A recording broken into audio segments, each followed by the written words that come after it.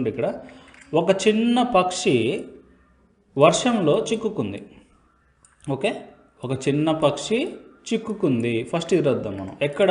వర్షంలో. అంటే ఏ little bird, ఒక చిన్న పక్షి, వాజ్ కాట్, చిక్కుకుంది. A little bird was caught, ఎక్కడ?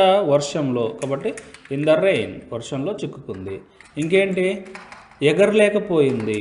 అండ్ ఒక పని జరగలేకపోయింది కాబట్టి మనం కుడ్ నాట్ని యూజ్ చేయాలి ఇక్కడ. అంటే కుడెంట్ అండ్ కుడెంట్ ఫ్లై, ఎగరటం కాబట్టి. ఓకే, ఏ బర్డ్ వాజ్ అంటే ఏ little bird was caught in the rain and couldn't fly. తర్వాత శ్యామ్ దానిని మృదువుగా తీశాడు, అంటే పిక్ చేసుకున్నాడు అనమాట. అంటే శ్యామ్ పిక్డ్ ఇట్. ఎలాగా?